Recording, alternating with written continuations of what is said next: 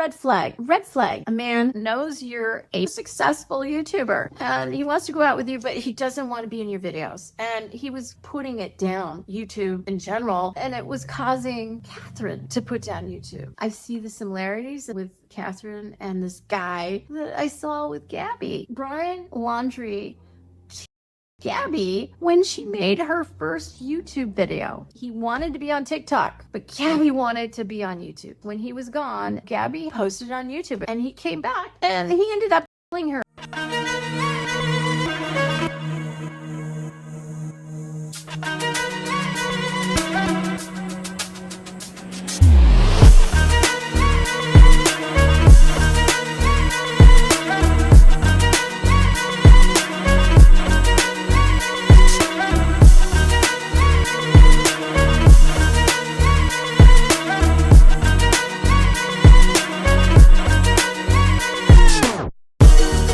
We'll see how this goes because I've got a neighborhood doggy barking and my doggy Lily barking back, and I hear some birds.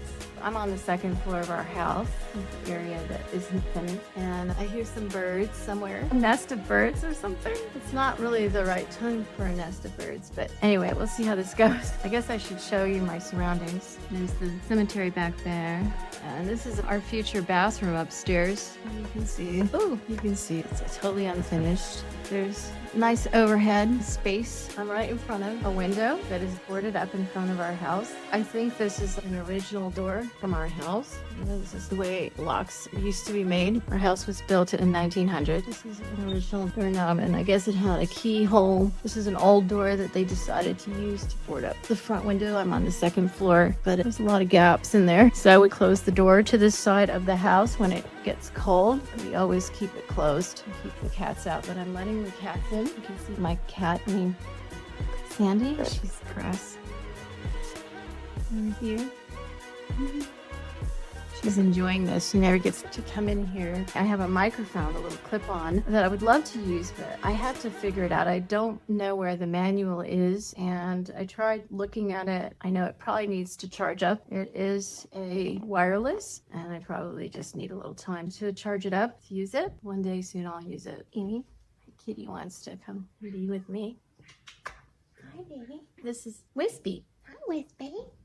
Hi, baby. How you doing, huh? There is, let me see if this is straight. Yeah, it is. This is a video I have been hesitant to make because of the reaction I got when I reached out to a YouTube creator with my whole heart and concern. It happened back in 2022, and I remember being in New York City. At the time, it was around my birthday that I was in New York City. Right now, today's date is September, I think it's the 27th of September, and so it's almost that time of year about that we're talking about in 2022. Not yet did I know my mother had died. No one cared to tell me, and I was visiting New York City, the area where I grew up. I grew up in and out of New York City, so really I consider New York City to be like my second hometown. From 5th grade on, I lived in Princeton, New Jersey. December of 1976 we moved to Princeton, and that was in the middle of my 5th grade year. I had just turned 11, October 21st. I was visiting the area. Yeah, I was in New York City, actually. I wasn't in Princeton, but it's an extension of Princeton in my experience that I had growing up. So I was just a train ride away from Princeton if I had wanted to go back there. My mother, though, in the 90s, after I moved to Napa Valley, my mother was inspired to move to the country, and she had continued to live in Princeton until that time. And then in I believe it was 1998,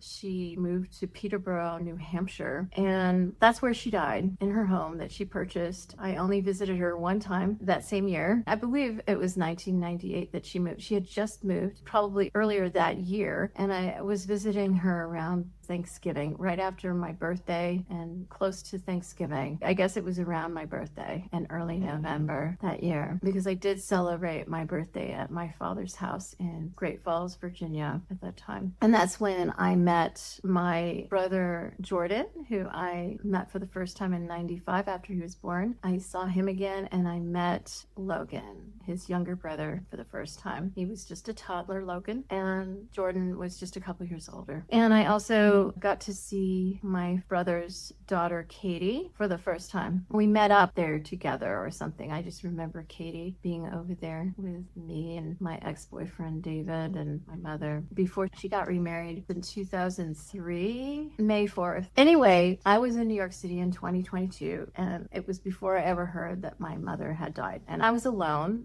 Dean was home in Augusta, Georgia, caring for our 6 animals. Actually, I think it was probably 5 animals at that time because we have adopted a kitty since then. And it's really hard for him to manage without me, but he was doing okay at that time. I had just joined a mastermind, or I had joined it that weekend of my birthday. And it was a group, and they were meeting in New York City, and we were going to have our picture in Times Square. And my birthday, they convinced me to stay and join the mastermind, which I couldn't afford, but I did it thinking maybe it was my time to be declassified, or I've been waiting to be declassified for so many years. I was classified in 1975 when I was home alone in Old Greenwich, Connecticut. It was on July 23rd that I was classified top secret, and it was all because I was mislabeled a threat to national security. And I know I talk about this all the time, but I have to tell the backstory so everyone who watches this video who doesn't know the backstory understands. And it was a crime done to me, but the good guys, I call them, the FBI, needed to find a way to protect me without explaining to my parents everything about what I owned and what I was born into. My parents weren't good people, and they needed to protect my interests and my money somehow without telling them who I was. And the only way was to allow someone to commit a crime by falsifying, mislabeling me a threat to national security. I was 9 years old at the time. Okay,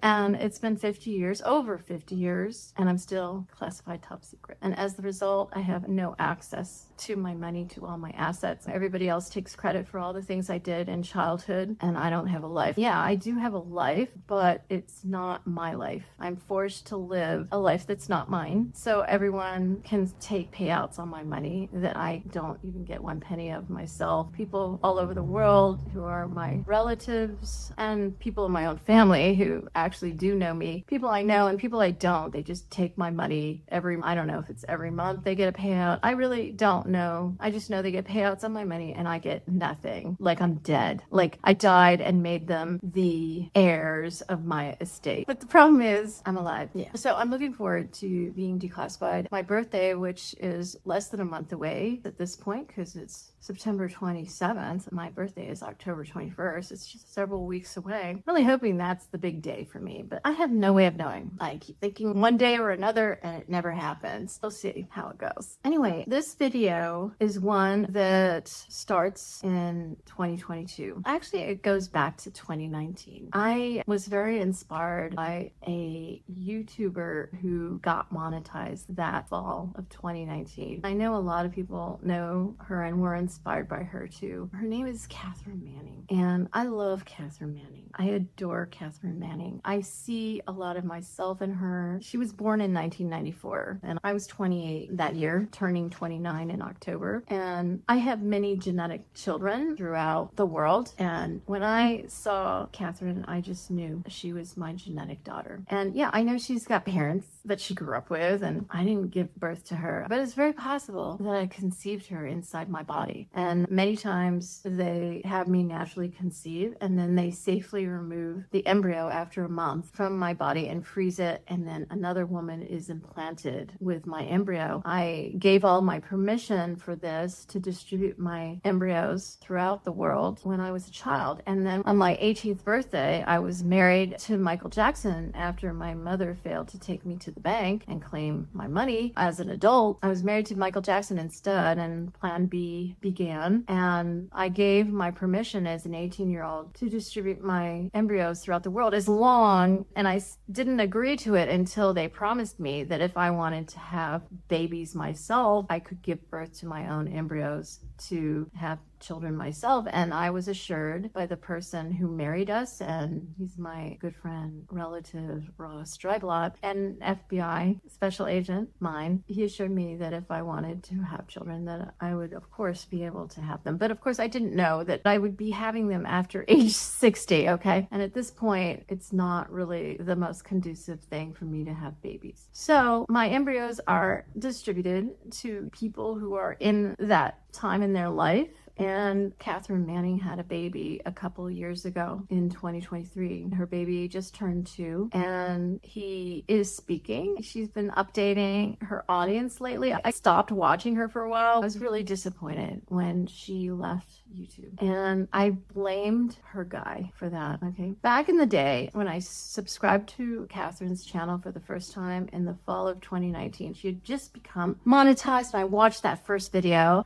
I monetized or whatever it was, and I'll probably put a little screenshot of her thumbnail on the screen so you know which one it is. And I just thought she was adorable. I saw myself in her. I'm a lot older than her. She's gorgeous. I'm just so plain. I saw a lot of myself in her. Okay. And that's what I needed, to be inspired, to see myself being successful on YouTube. Okay. And she inspired me. And I didn't watch every video of hers at first, but I really needed to figure out this YouTube thing. And I tried to keep up with her YouTube's advice and tips. And that was the niche that she focused on and that blew up her channel. But Cathrin became very bored with that niche and felt trapped by it and wanted to branch out and changed up her niche and her content a number of times. And she lost a lot of her audience, but she still maintained new people became her audience. And as a result, she didn't blow up as much as she could have, but she continued a slow growth over many years, a number of years. And it was very fascinating to watch her. And she started off really focused on the YouTube tips, and then she branched out and she ended up creating a new channel for her vlogging. And I remember wondering why she was creating a new channel. That's who she is and that's the content she wants to make. I've always been a believer, just put it on one channel. I hated this creating different channels. I always just wanted to put everything on one channel and this is me and present myself to the world. But YouTube doesn't work that way. And when she did that, I realized that must be some YouTube strategy for the algorithm. And I was observing to see how it went for her. And this other vlogging channel, she had her main channel, YouTube tips, and she was always doing a little vlogging style content, but it was always about YouTube tips. And then she really wanted to do vlogging more because she knew how YouTube worked. She felt like she had to create a separate channel for that. And she started doing home improvement stuff, do-it-yourself stuff on the other channel. And I didn't really watch it too much. I just watched it here and there. And of course, I watched her main channel here and there. By the way, she was with another guy at that time. His name was Alex Anderson. She was born in 1994 and she was living with her boyfriend of many years. They had gone out for like over 10 years and they met in college. They were freshmen together and they started out as friends and then they became more and they entered into a relationship and they had lived with each other for a long time. And by this time she was, I think, 26, if I'm not mistaken. Okay, let's figure it out. 1994 and the year probably 2019 going into 2020. So yeah, 26. That's right. She's born in March. And yeah, she was celebrating her 26th birthday in March of that year. And that was COVID time. And it was during COVID time that they secretly got married. And I guess their friends knew it, or maybe they didn't tell anyone. She didn't tell her YouTube audience. And I remember when I saw Alex for the first time, I was really shocked that she was with him. I just knew her. And when he started showing up in her videos, I was so disappointed that she was with such a vanilla kind of guy. I had envisioned her being with an older guy who was maybe a little edgier. And I just thought, oh my goodness, she is so much more interesting than he is. That was my first reaction. No offense to him, but I just thought he was so boring next to her. I just thought she was delightful. But then once he started appearing in her videos more and more, and then she created her vlogging channel on the side, I got to know him. I was very upset that Alex wanted her to put his name first, even put his name at all, much less first, on her vlogging channel. She called it Alex and Cathrin's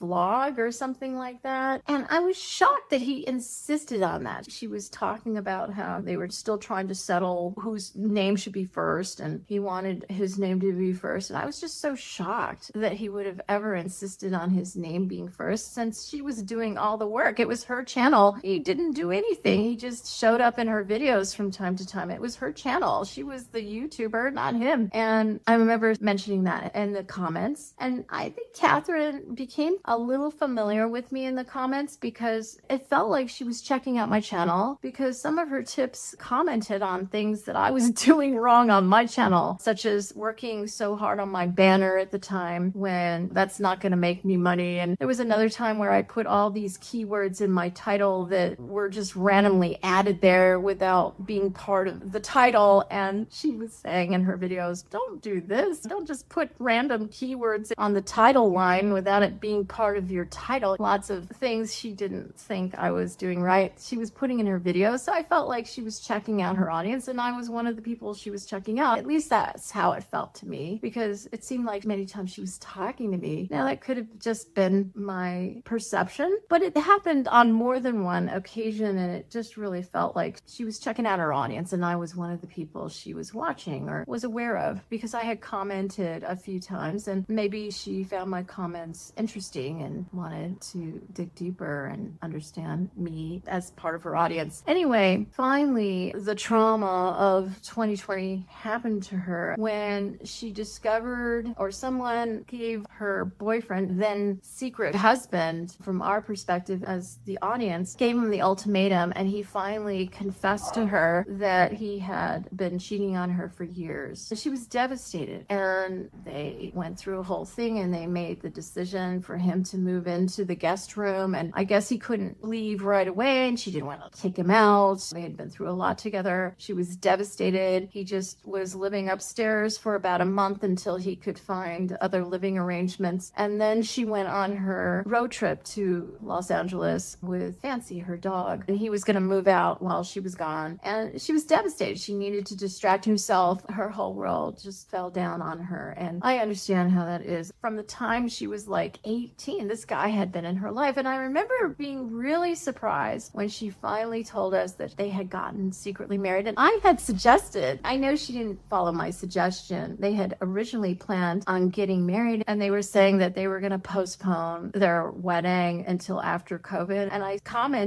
put in the comments that I was surprised that they didn't just get married anyway. And what do you know, they actually did, and they did it secretly. I don't know if my comment had anything to do with it. They just happened to get married anyway without telling her audience. And because if you want to get married, you don't need to have a wedding. Just get married. Don't let COVID stop you. And I'm glad that they followed their heart and did what was right for them. And they just have their wedding later. And I think they wanted everyone to enjoy the wedding. They were trying to keep it secret so everyone would enjoy the wedding and it would be memorable as if they were getting married for the first time. I think that was behind why they were keeping it secret. But yeah, when the fallout happened, she was devastated, and it was really hard to watch. That's when I wasn't watching every video of hers yet. It wasn't until she moved. She bought a new house. She'd always dreamed of buying a lake house. Her family had a lake house, and her boyfriend, fiance, secret husband, his family had a lake house, and many times her YouTube videos she would film at the lake house when they were on vacation there. In 2019, she still lived in Rochester, New York. Hi. That's where she grew up. That's where she went to college. That's where they met. Both of them were from Rochester, or the Rochester area. That was interesting to me because I grew up visiting my grandma in Wellsville, New York, and I always thought that I would return back here, and I have.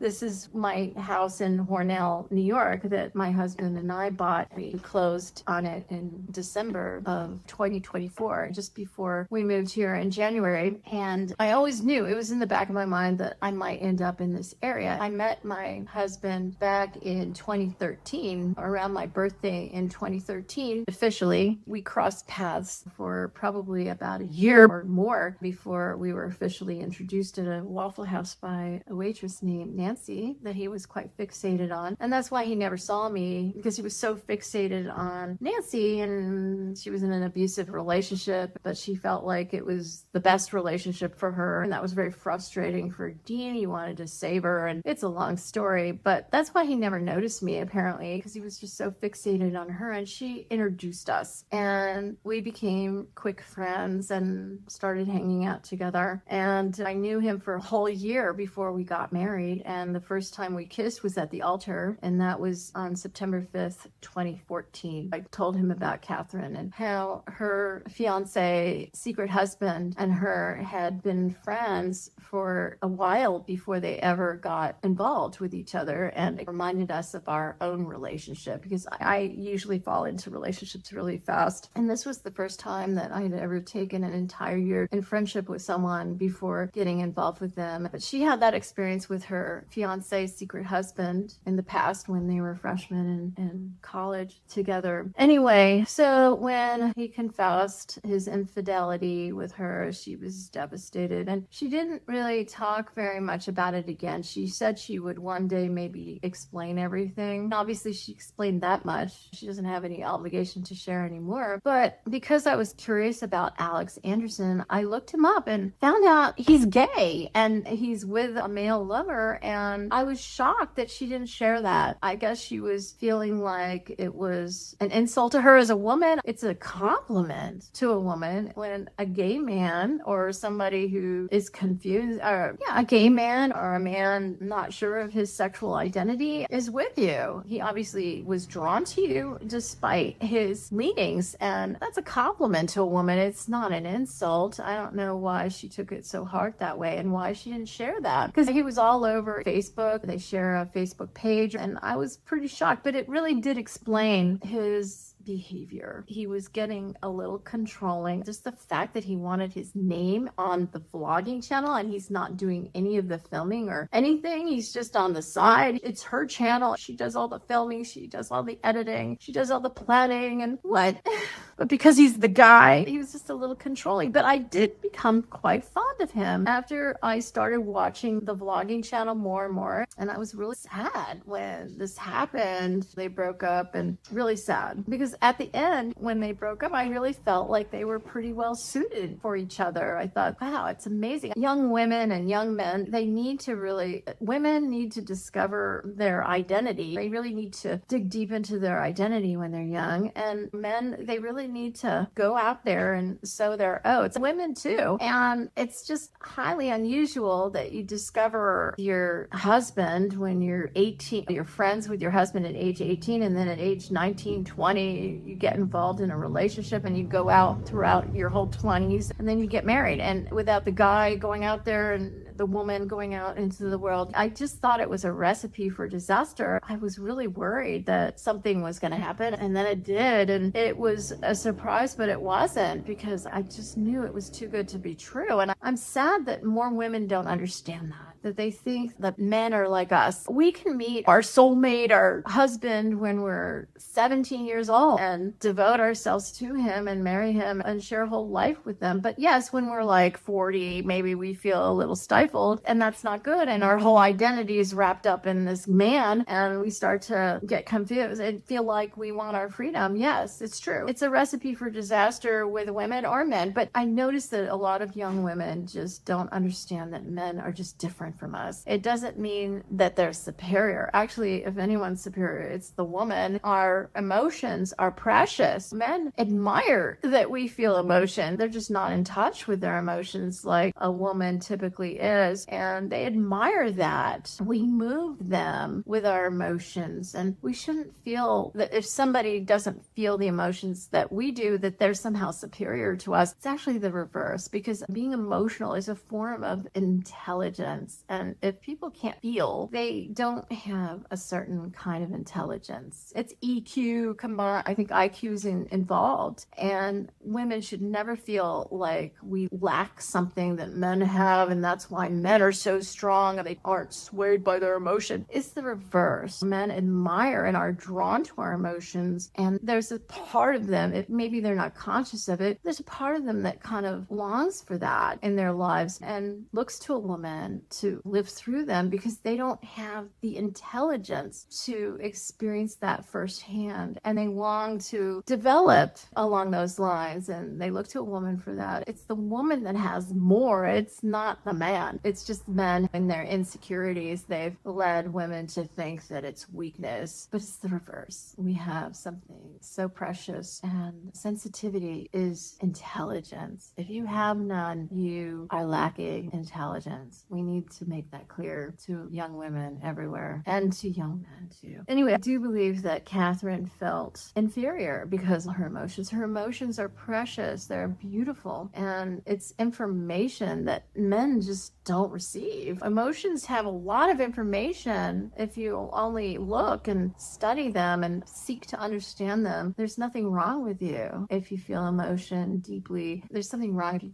can't feel them deeply. And I just feel like Cathrin really got down on herself over her deep emotions, which are so beautiful. And yeah, when you're really upset about something, there's a reason, and you need to look at that and seek to understand that. And if you don't have that information from your emotion, you don't know that you need to examine something. You just are numb and clueless and operating blind. And during this journey, she ended up ending the vlogging channel and just announcing to her audience, hey, guess what? I'm going to be vlogging now. And I'm not going to be doing YouTube tips as much. Every so often I'll do it, but I'm going to be vlogging my life. And guess what? I like home improvement, and you'll see me do that like I did on the vlog. And then every so often I'll return to YouTube tips when I can. That's the deal. And then she got the idea that she wanted to buy her lake house now. She had a vision board, and she had this specific house. She had this vision of these, I don't know what they're called, cathedral ceilings or whatever. And then she went out to look at lakefront properties and found her house, and it matched her vision board. And she shows how she puts together her vision boards and that it really works. And this is proof positive. And there are other people who have found their houses that way. I think of John Asraf, who had a house on his vision board. And then one day he was looking at his old vision boards with his son, and they looked at the house that he had on an old vision board, and it was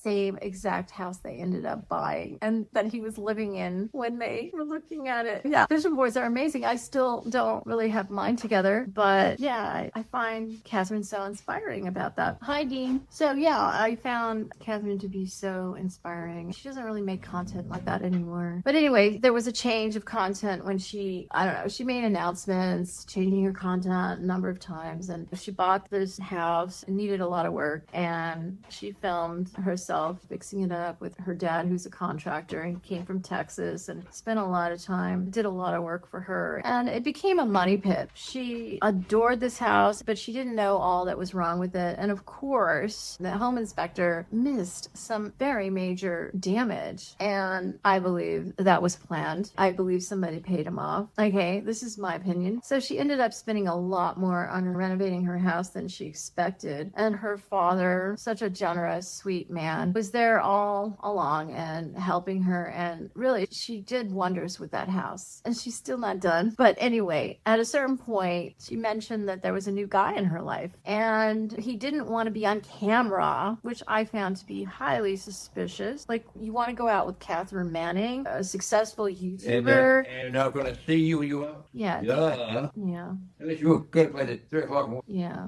I thought that was really odd. You want to go out with a major YouTuber, but you don't want to be on video. And Cathrin was always the kind of YouTuber. This is how she became successful. This is how she became so successful on YouTube. And she would share these tips with us because that was her niche. When they moved, oh, I forgot to mention, she and her fiance, secret husband, moved to Alabama in 2020 during the time of COVID. And they bought their house sight unseen. And that's how Dean and I bought this house too. We did it that way until we could get here and just look at it before we actually bought it. But that's how we began. We did come to see it before we closed, but we came here only because of an eclipse that was happening in New York State. We wouldn't have ever come up this way if there hadn't been some major eclipse that we couldn't miss. And we thought it was a good opportunity to come up this way and check out the house we were going to buy, that we had put an offer in on and we were purchasing. But that was during the time of COVID, when everything was virtual for the first time and people were creating new ways of conducting business, etc. etc. because of COVID. And yeah, they moved to Alabama and they got this really cute, it was like a storybook house. I saw it that way in Alabama and Birmingham. And she worked so hard on it and made it adorable. That was what her whole vlogging channel was about, renovating it and making it the house of her dreams. And she had always said that she always knew it was not her forever house, but it was such a cute house. And I just love that house myself. It was a big move from Rochester all the way down there. And it's funny, I thought, oh, she's moving near me. Alabama is just one state over from Georgia, where Dean and I used to live up until this year. And I just thought that was really interesting. And I thought, gosh, and we might move up that way one day in the future. I had no idea if we would, but I was thinking, if anything, that's maybe where we would go. Of course, I didn't immediately think when we were trying to figure out where we were going to move, because Dean had to get the hell out of Georgia when we were going to move. He pressured me for years until I finally said, okay, even though the cheapest, the most cost-effective thing is just to stay put. I don't think he really truly understood how cost-effective our living situation was in Georgia, and because he'd never lived anywhere else pretty much, except like a little time in Tennessee trying to get back with his ex-wife before he met me, and thank goodness that didn't work out, or he and I wouldn't have ever created this life together. But yeah, so after she and Alex broke up and she finally told us that they had gotten married and they were getting a divorce and all this stuff, I was shocked when she bought a new house, and I just felt like it was premature. She had lived in that house for just a couple years at that point, and I just thought it was premature. And I was sad because she had just finished the floors and then she's selling the place. Yeah, it makes sense. It was a really good market at the time, and I think she made the decision that she didn't sell in the market then, that she would miss out on the best value of her house, or one of the best values her house would have. And that was smart, but I got attached to the house and I couldn't believe she wasn't as attached as I was. And if I went to all that work to renovate a house, I'd want to live in it for a number of years before I would ever sell it, if I ever decided to anyway, because it was a great house for her. She bought it together with her ex-husband and she wanted to move along beyond him. It probably reminded her of him, but they went through the divorce and it became all hers, that house, and she could have continued to live there. It was all hers, but she sold it in a really hot market, probably got a good price for it, and then she focused on her new house, the lake house. And yeah, like I said, it became a money pit, just a money pit. And when she finally introduced her new guy to her audience, she never even told her audience what his name was. She started calling him Stove, which I thought was a really strange name to use. At first I thought that was his real name. I'm like, what kind of name is that? But then later, I guess I hadn't watched every one of her videos and I didn't understand, oh, that was just the name she somehow chose to call him because he didn't want his real name public. Red flag. Red flag. A man who wants to go out with you, knows you're a big YouTuber. She was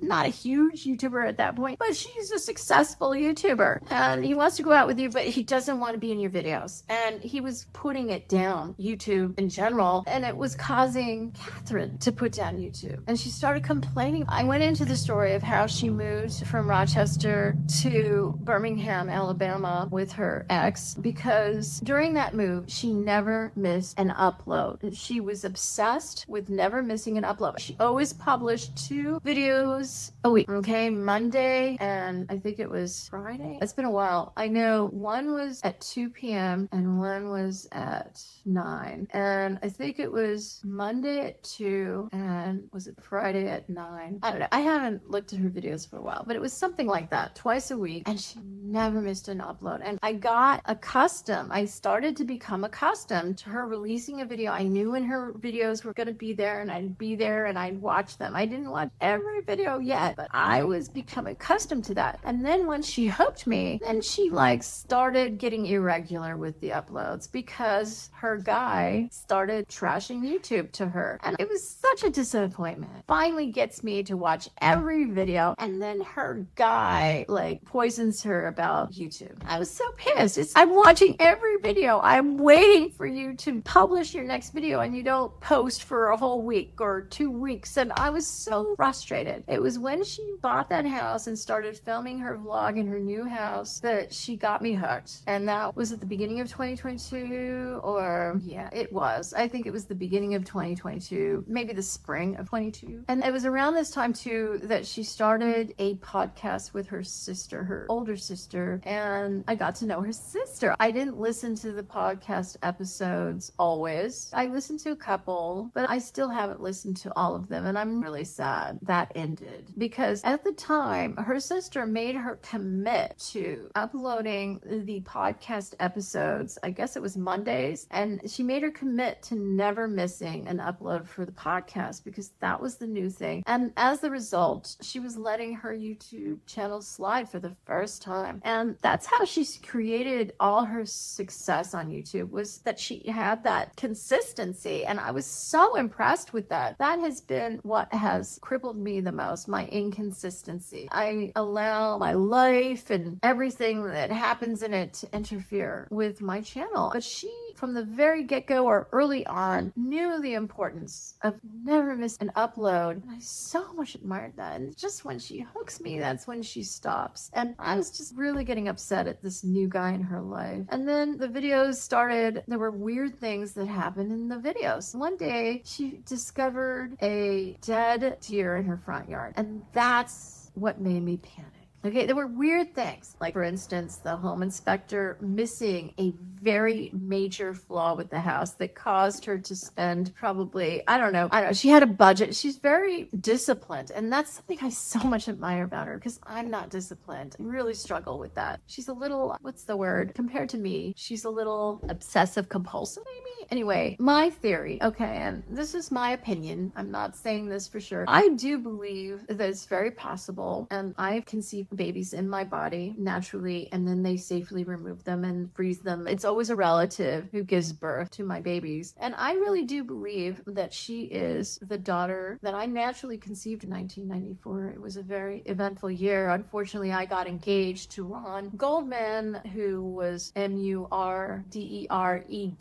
by the boyfriend I broke up with to get engaged to him. I know it's complicated. I didn't know I got married to him right away. I didn't know it was for real. And then the next morning we got engaged, the morning of the and I just said the word, and it was my ex-boyfriend who did it. OJ didn't. And nobody knows this story. It's been kept on the lowdown. No matter what I do, I wrote a book about it. You can purchase it on Amazon. Go ahead, look up Claire Elliott. He did not do it. Ron Goldman widow, whatever you want to search for on Amazon, you'll see it. And you can pre-order it. The first edition is no longer in print, but you can order the second edition. I just had a few updates. Yeah, I do believe she might be, and I don't know for sure, she might be one of my naturally conceived embryos that I carried in my body for 1 month. And I believe I might have naturally conceived her with my ex-boyfriend, David Craig, who murdered my brand new husband, John Goldman, sadly. I do believe so. She reminds me of David, and she seems to have certain gaps. The woman, the mother, passes on the IQ. They pass on the IQ, and the father passes on the EQ, which is like the foundation for the IQ. And I remember Daddy, the man who raised me in young childhood, he always explained that the EQ is more important than the IQ. Without good EQ, it doesn't matter how much intelligence you get from the mother, you have no foundation for it and you lose it. It doesn't get passed along. And I do notice that there are differences between her and me, and I feel like there are some gaps that were left because David's EQ just had a gap. And she does seem a lot like him in some ways. Very obsessive compulsive, very into perfection. I'm a perfectionist, a frustrated perfectionist that has been trained to loosen up and allow imperfection. I've gotten really good with imperfection as a perfectionist, but I like things tidy and in order because of the way I've been forced to live. I've accepted that there's a limit to that. But it's my nature to tidy up, and I like things perfect and beautiful, and I see that in her, but she's a little more regimented, a lot more regimented than I am, and that's like David, and she looks like both of us. And I was supposed to be 5'11". She's a tall girl. She's 5'10". She's a big girl. I'm petite, and David is not like big boned, but we've got some tall genes, and genetics are interesting. Anyway, she looks like our children look. Anyway, I'm going into this because I just noticed that I see a lot of myself in her, and I see a lot of David in her, and I'm frustrated with the gaps. I'm frustrated with her inability to see things. Now, I've had my blind spots. Everyone has their blind spots. Denial is a serious thing. That's how we cope. And my life has had a lot of denial in it. I'm not criticizing someone for going into denial about something that is more obvious to other people, but because I'm the most guilty of that. But what I'm talking about is, I don't know, just the fact that she talks about herself being a private person and not wanting to share everything with her audience. But I don't consider her to be a very private person. Right now, she's talking about her fertility.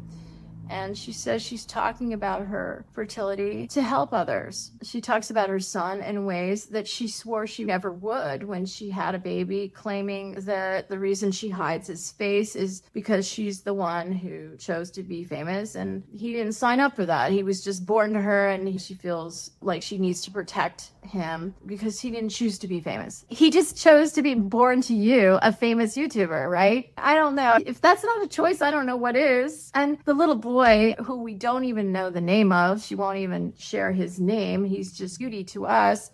He loves being on camera. I haven't seen him on camera for a while, but he just adores being on camera. He adores being in her videos. He's a real ham. And I bet you he's going to do the same thing one day. He's going to have a YouTube channel. And one thing I've learned from the FBI is if you want to protect a child, you put him on camera so people will recognize him wherever they go, or he or she. It's safer for people to be able to recognize your child than it is for people not to recognize your child. It's safer. But she has elected to protect his identity, and she tries not to talk about personal things, but she certainly is now. She's loosened up over time. And that's the thing about Cathrin. I just don't understand her always. She says one thing and then she does another, and I'm frustrated. I was very frustrated when she sold that beautiful house. Yes, it was in the hot market, and I was frustrated that somebody wasn't honest with her. It's like somebody paid off that home inspector to miss that obvious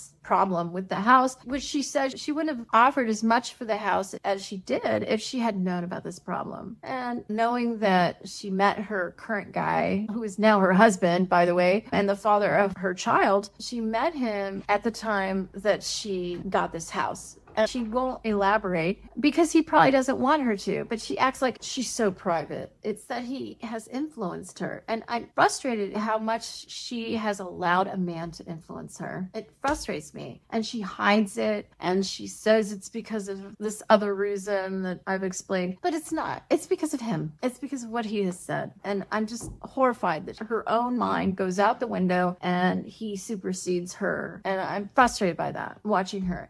And yeah, as a young woman, I was more influenced by the men in my life than I am today. Yes, I see myself in her, but she just has thrown out her identity for this man, and in my view, as I see it, and it frustrates the hell out of me. Okay, so she's in the new house, and then there's a new guy, and he doesn't want to be on camera, and you see his arm, you see his hand, you see his shoe or whatever. He always makes his presence known. You hear his voice off camera, whatever, but he doesn't want to be on camera. And on all these little snippets of his hand, arm, leg, whatever, it's obvious that he's white. He has light skin. I didn't even dream that he was anything but Caucasian. His skin looks light in her videos. At one point, I saw his arm and it had a lot of tattoos, and it looked like he was tan, like he was tanned from the sun. Very skinny guy, and that's it. Really weird voice, like a forced voice, like a fake voice to me. All these little things, right, are adding up in my mind. But it all came to a head one day. I guess I'm trying to remember if it was when I was in New York City in my hotel room for a couple weeks. It came over me how concerned I was for her. I guess I was watching her videos, and just little things were bothering me about this guy. And I'm trying to think if it was when I got home. I think it was. I got home from New York, and I just got this overwhelming feeling that if I didn't do something, I could see harm being done to her by this guy. At a certain point, I had made this video about Brian, and I had put it on my channel, and I had no idea what conclusion I would come to. I just knew that Brian Laundrie was a serial killer, and I knew he had murdered Gabby Petito, and I felt very bonded with Gabby. Gabby, and she helped me make this video. I swear to God, I got this soon after my birthday that year in 2022. Let It Be. I'm one of the co-writers of that song, the Beatles song. I know that's something you've never heard before. Daddy, who is today known as Clint Eastwood, that's not his real name, and that's not the way he really acts. He's British. Another alternate persona of his was Martin, that Martin guy, the producer. What is his name? Chris Martin? What was his name? I'll put it on the screen. That was Daddy. And I guess that guy passed away. Daddy him off at a certain point. And Clint Eastwood is what he really looks like, but he doesn't act like that. He's British. Clint Eastwood is just like an act. It's a character. He's acting. But Daddy, when he was raising me, he allowed me to participate in all of his projects, and he allowed me to co-write the Beatles songs. My mother, when she was 13 years old, co-wrote the early Beatles stuff. And Marilyn Monroe, my genetic sister, she co-wrote Little Help from My Friends. And then I did the late Beatles stuff. And Let It Be was one of those songs that I co-wrote. And I was speaking clearly in my first language of Japanese at age 6 months. So yes, I was very advanced in language from a very young age. Catherine's son is not as advanced as I would expect. That all hinges on the father. IQ hinges on the EQ, and all of my genetic daughters are not able to conceive. I guess I should back up a little bit and talk about what happened. Okay, so I'm in New York. I'm becoming alarmed about her, watching her videos and becoming more and more alarmed. I guess when I got back, the Gabby Petito thing blew up, and I was really into that, and I made a video, and I swear Gabby helped me. I'm a medium, and I swear Gabby Petito helped me create that video, and it was a good video, and more people watched it than normal because it was better. It was good. And I thank Gabby for helping me with that. But I had no idea when I made that video where Brian was. I was communicating with Gabby psychically, and she was telling me he's in Appalachia, and I was researching where Appalachia is. It ranges from south all the way up north, all the way up to Pennsylvania. So he could be anywhere along that path, but he obviously came out of Florida, so he would probably be in the lower part. My husband was wearing this hat that said Pittsburgh on it. It had some company logo on it from Pittsburgh. And when I was thinking, oh yeah, Pittsburgh is Appalachia. But then again, Brian Laundrie was really into that Brad Pitt movie. I forget what it's called. He was really obsessed with that movie with Brad Pitt. The Fight Club, I think. I've never seen that movie, but he was obsessed with that movie. So it was really cool. All these things coming together in time for this video. And it was after that, and I'll look it up and give you a time frame, that it suddenly came to me. Oh my gosh, it just came to me. And I don't know how it came to me. It just did. It was the pattern with Gabby and the pattern with Cathrin.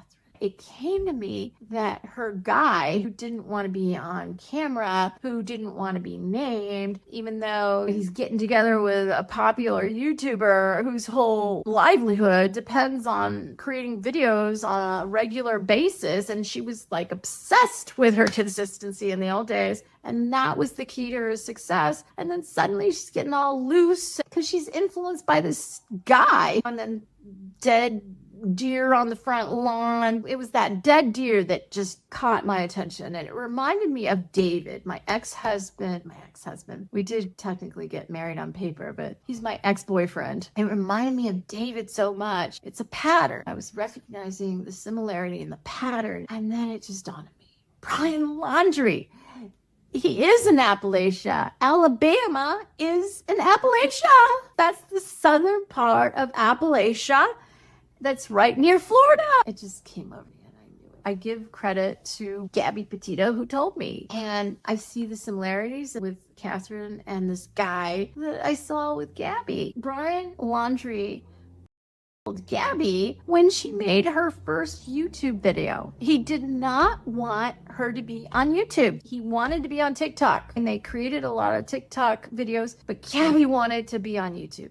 And when he was gone, he had left where they were, and I guess it was Wyoming, to go back to his parents' house. When he was gone, in the hotel room, Gabby had made a YouTube video and posted on YouTube. It was their first YouTube video. And he came back and he ended up killing her. They were arguing about that, and he ended up killing her. That's what he killed her over. Okay, he was trying to control her. She was trying to do what she wanted to do, and he didn't want her to do it. It was all over YouTube, her YouTube video. And that YouTube video, I guess it's gotten millions and millions of views. And Gabby got her dream. Her dream did come true, but she paid with her life. And I was so worried that Cathrin was going to pay with her life as well. I was so worried. So I'm like, okay, so I sent her a couple messages, and I was really upset that she was allowing this man to control her life and telling her she's loosening up, she's changing her YouTube philosophy, she's being really loose with the uploads and didn't really prioritize her YouTube channel anymore, even though that's what gave her all the income and success that she was enjoying. And she just became a different person. And it was this guy who was influencing her. And I was just so upset about this at the time. So upset. And I sent her a couple DMs. She didn't respond because she probably gets a zillion DMs. And finally, I knew she had a podcast with her sister. I decided to reach out to her sister because I figured her sister probably got fewer messages and would read her DMs. And I reached out to her on Instagram, and she did. I sent her a message telling her that I've been trying to reach Cathrin, and I'm going to just tell you this. And I said, I'm really concerned about Stove, or her guy. I'm really concerned that he's Brian Laundrie. And does he look anything like Brian Laundrie? Because I can't see him on the videos. She never shows him on video. I just see his arm, his leg, his hand, whatever. And I'm like, does he look anything like Brian Laundrie? I asked her in the message, and I said, I'm really concerned. And meanwhile, I had already sent the message to Cathrin warning her about this. And I said, it's time for you to make a decision. Please don't share this with him. I'm really concerned about your safety, but it's time for you to make a decision. And I've said my piece, and I've done my part, and I won't contact you again about this. And I told her sister the same thing, that I just had no choice. I had to do everything I could to warn her. It was just so strong. The message, I was so positive. It was just overwhelming. It was just this epiphany. And I felt responsible. If I didn't say something and then she turns up Petito, I was just, oh my God. And that's how I felt at the time. And I had a responsibility to say something, and I didn't know how to say it. But anyway, when she didn't respond to me, I contacted her sister, who did read her message and told Cathrin. And it was right after that they stopped the podcast, to my dismay. I haven't listened to most of their episodes as of even now. I just listened to a couple of them. But that's when Cathrin finally checked my messages and started blocking me. And I was just so horrified. I also went as far as to contact the FBI about it because I was so concerned. And I did my part. And I had to do everything I could. And Cathrin would be on video, and she'd be crying and talking about this situation that had happened in her life. And meanwhile, her podcast had stopped with her sister, and she would cry about this new situation, this thing that happened, and how somebody had really hurt her. And I was like, is she talking about me? She had blocked me, so I guess I knew she hadn't listened to me. She didn't believe me. But I told her I would never contact her again about it. I just needed to get through to her and know that she got my message so she could make her decision on whatever she was going to do. But she chose to ignore me. But obviously it devastated her, and I was horrified that it devastated her. I guess she interpreted it as me wanting to hurt her. And I'm like, no, I wanted to protect her. It was because she felt like my friend. I know when you're a YouTuber, you don't know the people who are bonding with you, but your audience bonds with you. And she was my friend, and I had a responsibility. I had to warn her. This was very clear. It was very clear to me that her guy was Brian Laundrie, and he her. Anyway, I was really sad that she wasn't listening to me, and I was sad that the podcast had stopped with her sister. I don't know if that had anything to do with me, but I suspect there were people in her family who thought he did look a little like Brian Laundrie. Of course, at this point, I didn't know as much information as I found out later. In December, she decided to do Vlogmas, Cathrin. She did that every year at the time. She doesn't do it anymore, of course. And I really admired her for being able to post every day. I wished I tried to do Vlogmas a couple times. I just couldn't keep up the momentum. I really struggle with structure like that and consistency. I go with the flow. That's my tendency. That's my style. And I struggle with imposing structure. It messes up my flow if I do that. Hi, Dean. So I really admire people who effortlessly install structure in their life. And I've always admired Cathrin for that, and it reminds me a lot of David. It does. He's like that. He's very routine oriented, and I see that in her. So she was doing Vlogmas, which means for every day in December, like an advent calendar, you make a video and publish it. You may not publish it the same day. It's maybe one day delayed or something like that, but you just make a video. You can't really edit it that much if you edit it at all, and then you just post it. And every day throughout December until Christmas. And the last day is Christmas, like an advent calendar. And she was doing this, and one of the videos was her and her good friend Cameron, her best friend Cameron, who slipped into her DMs one year when she discovered that she had moved to Alabama. And it took a long time for her to get Cathrin's attention, like me when I slipped into her DMs. But it was a very different situation because Cameron was a successful YouTuber like she was, and they had more in common, and they lived in the same place. But she and Cameron in December of 2022 were doing Vlogmas together separately, and they did a video together, and one part of the video was on Cameron's channel and the other was on Cathrin's channel, and they were doing truth or dare or something like this, I don't know, and people were asking them questions and they'd answer them. And of course later, it wasn't at the beginning, but it was at the end, and I'll show the clip. Somebody asked, what is the craziest or strangest DM you have received this year? Cathrin, what was the craziest DM you received this year? I don't even think I told you this. Here's the thing, because I've shared that like my man and I met naturally, so many people have been like, he plotted to find you, all this shit. And I'm like, if you knew how we met, there was no plotting. There was literally no plotting. No, someone slid into my DMs and legit had this whole conspiracy theory that they think Brian Laundrie's still alive. And that my man is Brian Laundrie, and I'm like, what if you look at his skin? That's impossible. He's black. Like, oh my gosh, no. They came up with this whole entire story, and they were like, it's giving Gabby Petito, like, saviors, all this shit, and I was like, what? And black. Like, wait. This is creepy, because I was going through, like, freaking a depressive state. I was, like, not good for a while, and they were, like, blaming me taking a break on my man and all this shit, and, like, literally thought he was Brian Laundrie, and I was like, that's the funniest shit I've ever read. Thank you. People are weird. It's giving weird. That was wild. That's wild. Wild. Cathrin looked up in the air and everybody's laughing, and she decides to talk about me and how I slipped into her DMs and that I was convinced that her guy was Brian Laundrie. And Cameron, she was like, look, some people are so weird. She goes, he's black.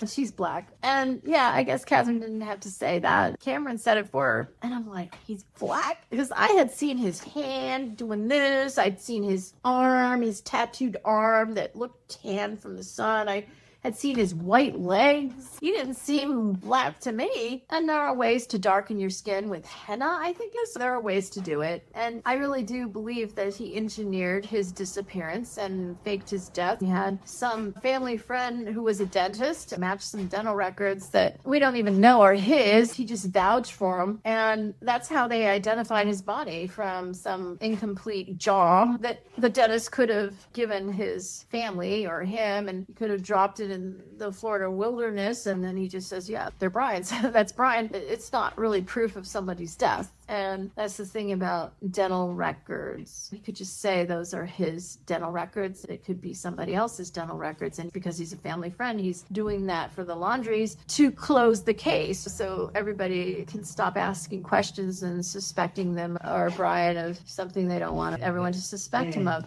They can move on. Make them move on. They thought it was going to make things easier for themselves, but of course it just opened up a can of worms. Anyway, yeah, so it's like, oh, yeah, there's some people. It's not a conspiracy theory. Okay, I didn't know. I'm not in cahoots with any conspiracy theories out there. I haven't talked to anyone online that Brian still is alive, and I'm not part of any groups like that. It was totally independent. It was a personal experience and a personal realization, epiphany, whatever you want to call it, and it had nothing to do with the conspiracy theory. I just know it to be true. Okay, and yeah, I'm happy to know there are others who see similarities, similar things that I see independent of those other people. It's confirming for me to know other people see something similar to what I see. It's not just me. And anyway, just the effect he had on her and the way she started talking about, and this is before I ever contacted her about it, she started talking about how she's built up a certain momentum on YouTube and she doesn't have to be consistent. She doesn't have to post videos consistently anymore. She built up a certain momentum and she can just stop posting and she still makes money. That's his influence. She was never like that in the old days. It was like she would never miss an upload. Even when she was moving all the way from Rochester to Alabama, it was like so important to her to never miss an upload. And it was like she was demonstrating how to be successful on YouTube for all of us. And to see her just be so blasé about what she was so serious about to begin with, it devastated me to watch. What a bad influence this new idiot was on her. And I couldn't help but see the resemblance between his attitude and Brian Laundrie's attitude. I just couldn't help but see it. It's a pattern. I see the same pattern. But anyway, I told her sister and I told her I would never say anything more about it. And that must have been like in November. And then I guess it's like a month later or so. Or maybe it's the end of October, early November. Because it seemed to me when she made this video, it had been a couple months. Now, it would have been mid-December. And so it would have been like a month and a half, probably, that she made this video. And I was shocked. I was shocked she didn't say my name or anything, but I was shocked she even said anything in her video about me. Anyway, I was really hurt that she was so horrified by what I told her and that she had blocked me. I had a number of profiles. She blocked almost all of them, and she was just making it her decision. I told her to think about it and make a decision, and she had made the decision to X me out and not listen to anything that I said, and I was really sad about it. And then she stopped making YouTube videos like she did and then started doing the shorts on YouTube. Okay, so December 2022, they make the video, okay. And then it's right after, in my view, Brian Laundrie gets her pregnant really fast, okay? He doesn't want to lose her, and he's panicking. Oh my God, somebody's on to me. I got to get her pregnant. I do believe that he was getting to know her father, and when you implant a baby, when you have somebody implanted, the fathers like get to know each other and get permission, all that crap. There's a lot of stuff that happen behind the scenes that women aren't aware of. It's CIA stuff, and CIA is built on men and fathers, and she would talk in her videos about him getting to know her father and telling the stories because her father was always around in those days. And finally, after this happened, her father never came back. Her podcast shut down. Her father stopped traveling from Texas to Alabama to help her with the house. Everything changed. And then she made this video and then she got pregnant. And she didn't tell us she was pregnant for the longest time. I guess sometime at a certain point in the spring, she finally told us that's in 2023. And she didn't even tell us when her due date was. She just said, end of the summer. But it was September when she had her baby in 2023. Cutie, as she refers to him. And he is white. He's not black. He's white. Now, yeah, he tans better than her. He has more of an olive complexion. But she blocks out his face and she claims it's because she wants to protect him. He didn't ask to be famous. When I went on this YouTube journey, that was my choice, but I can't choose for my son. The people in my life, that's their choice, and they didn't ask to be famous. He didn't ask. Yeah, he just chose to be born to you, a major YouTuber or a popular YouTuber. That's a choice. I know we choose our lives when we're born. But she has her explanation that she makes public. And just like she never told the whole story behind her divorce, she's not telling the whole story behind why she's blocking out her son's face. I almost wonder if he has blue eyes or something, and she doesn't want someone like me seeing that. She doesn't want me writing in the comments about anything. I would never do that, but yeah, I just assume he has brown eyes. He looks like he has brown eyes, but I don't know. She won't let me see his face, but if he has blue eyes, that does make it less likely that the father is black. And he's supposed to be black, this guy, but the baby looks white. And yeah, he has wavy hair. She does not. She has straight hair, but the baby has wavy hair. I have wavy hair, and all my genetic daughters cannot naturally conceive. And what they do is they implant one of my babies in them, okay? And she, as private as she claims to be, she's always made public that she had an app and she was tracking her cycles on this app, and that she got pregnant at a time when she wasn't supposed to get pregnant on this app. She was tracking her cycles. She wasn't supposed to get pregnant, but she got pregnant. And they had Cutie. Ever since she's had Cutie, as she calls it, because she won't use his real name, when she walks around with him in the community where she lives and everybody knows his name and sees him and everything, she says people who see me in person will see him and know his name, but I'm not going to put it in my videos. Okay, her whole content has changed as the result because she had a baby. And I watched for a while. Because she had a baby, it was harder and harder for her to spend. She's a perfectionist, and she used to spend hours and hours editing her videos in the old days. I thought she went way overboard. Yeah, she was a marketing major and photography major. And because she's a photography major, she's just got these unrealistic standards for her video. She's supposed to be good at this, and so everything has to be perfect. But if you're spending, I don't know how many hours, she spends like days editing, and she's such a hard worker. She gets that from me and David too, if you know what I'm thinking is the truth. Yes, Dean. I know. I'm just talking theoretically about this situation. I know, Dean, but I'm just saying, I believe Cathrin Manning is my naturally conceived embryo that I conceived together with David. That's what I believe, because she reminds me of David. She reminds me of myself. And that's all I'm saying. Yeah, she used to spend, I don't know, like 48 hours on one video. I don't know, editing it. I don't know.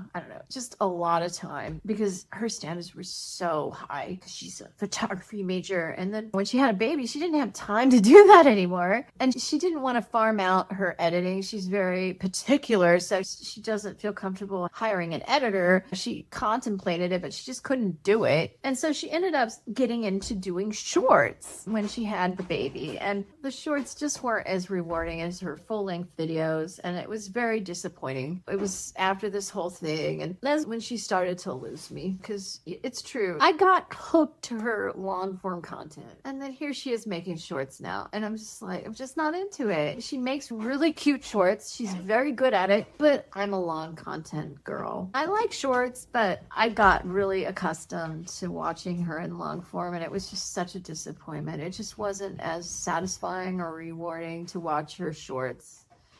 And I was just so discouraged. It's all because of this guy, the father of her baby, who she was saying she was engaged.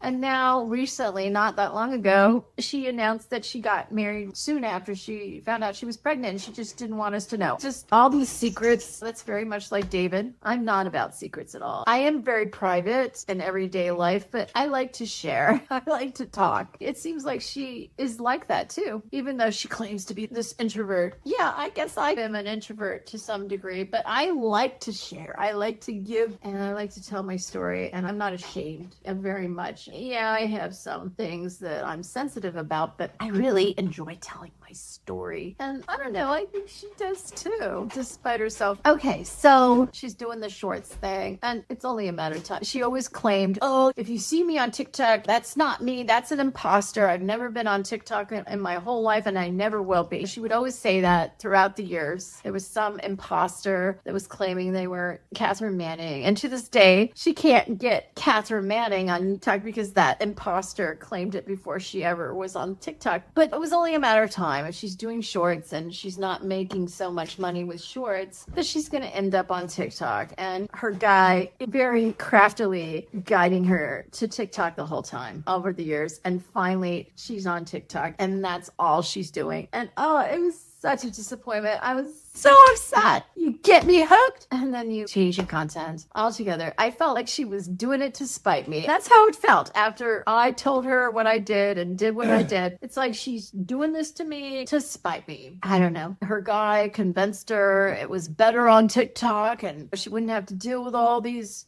people who cared so much about her on YouTube. And her subscriber numbers, they just stayed the same. It's amazing. She's done really well despite all the things she's done that you're not supposed to do if you want to grow your audience and be successful on YouTube. She has maintained her numbers. She lost some and then she gained some. And she just always, she's been trying to break 500,000 on YouTube for like years. Okay, my battery's about to die. So we're going to conclude this video in a moment. Yeah, she's been trying to break 500,000. I haven't checked. I don't know if she ever broke it, but she's never on YouTube anymore. Apparently, she claims that she makes more money on TikTok. Yes, compared to YouTube Shorts, yes, there's lots more money to be made on TikTok. But the thing about TikTok is she became a commercial at first. I'm not saying she is now. She was promoting, hi Sasha, she was promoting diapers, etc. She was becoming a real mom vlogger at this point. I don't really relate. I'm not a mom myself, but I'm tolerating her on YouTube because I love her so much. But on TikTok, she just became a talking commercial. Oh, these diapers in 2 minutes, 2-minute, 5-minute videos. And she's really good at these videos. She is. I like shorts, but I love long form. When I love the creator, I love long form. I like to go deep and they just weren't as satisfying. These little, she became a talking commercial. She's always talking diapers. She's talking this and talking that. And then she started thrifting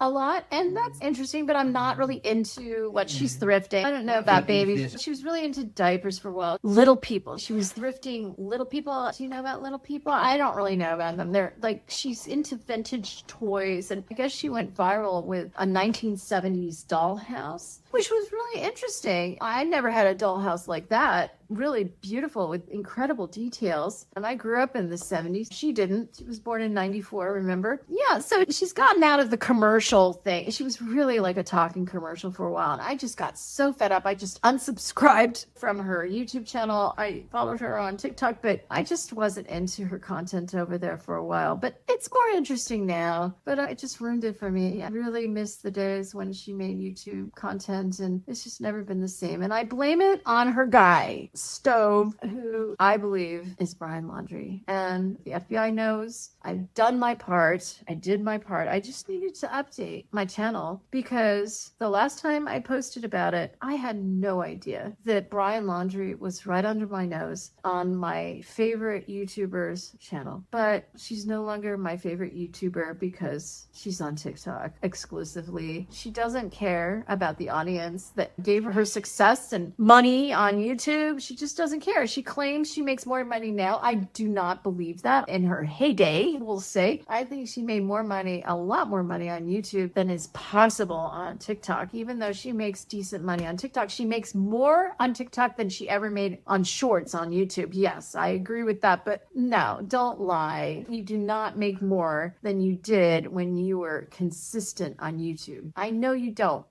Cathrin. And it's all because of that guy who is the father of your child, and you're trying to conceive again. You want another one of my babies? Your first baby, I'm sorry to say, and this is across the board. This is very common. You're not the only one who is my daughter who can't conceive. There are a lot of women who can't. And Cathrin is having difficulty with fertility this time around. She's trying to get pregnant. And the latest is that she made an appointment with her doctor. They have to check her progesterone level 3 weeks after her last period, which won't happen until October, I guess mid-October or something, just before my birthday. And they're trying to find out what's going on. But the fact of the matter, and this is my opinion, okay, I don't know. It's my opinion that she did not naturally conceive her first baby, Cutie. She did not naturally conceive Cutie. That's my opinion. It's my strong opinion. And that if she wants another baby, that is his full sibling, she'll be wanting another baby from my people. I don't have any involvement in the process. This is my opinion because I believe she's my genetic daughter, and that's why she can't conceive, because she never could conceive. Okay, they made her think that she naturally conceived. She did not. Lots of women think they naturally conceive, and they don't. Most women can't naturally conceive because it's inbreeding. Okay, everybody's related. There are some women who can naturally conceive like I do, but we're few and far between. A lot of Latino women, Latinas,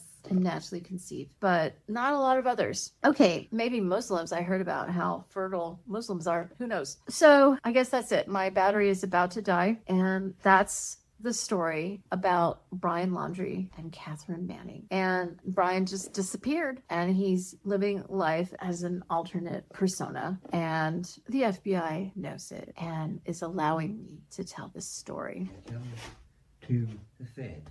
You can run, but you can't hide. That's right. They know where you are, Brian Laundrie. And Cathrin, it's okay. It's okay. Hey, you pick him up and take her out with it. You been letting him keep all this shit here. Open your eyes to jail. She has nothing to do with anything. No, when you arbitrate, you know. But no, Cathrin is innocent. She has nothing to do with that. Please.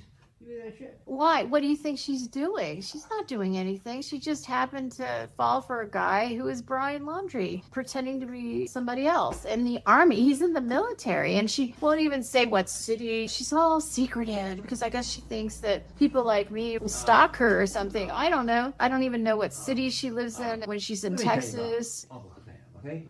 Uncle Sam wants you in Petito line when you're 18, God raise you. Not 20, 25, 40 years old. They want 18-year-old boys to go in there. Every guy. I don't know how old he is, but she just turned, let's see, she was born in 94, so March. So this year this is 2025, so she's 31. She's 31. I just think it's so interesting that she is the exact age of the situation that I had with Ron Goldman. It's just so amazing. But I do believe it's David who is her genetic father, not Ron, because she reminds me more of David, and no offense to her, than she ever did of Ron. Ron was a very open, shared too much, and was not private at all, was a total extrovert, and and very pure-hearted. And she's pure-hearted to a large degree. And then they bite you in the ass. What do you say? What We comes know, back? like, where your boy is. Or we'll find out whatever he is. What about the boy? My boy? What are you saying? We know all about your boy. Where he is, where he buys gas, where he buys Yeah, We Brian. know everything. Brian Laundrie, the FBI knows all about you. And I'm really close with the FBI. They guard me, they protect me. And I contacted them. I just filled out a form, did my part. They said they received my information. Nobody has contacted me or anything. And they probably said, thank you for your information. Right, but I have special contacts in the FBI, and they're watching you. And there's a reason why you were accepted into the military. It's all going to come out, and it's going to be a fantastic story for all of us to gobble up. It's all part of this big, huge production that I'm the star of.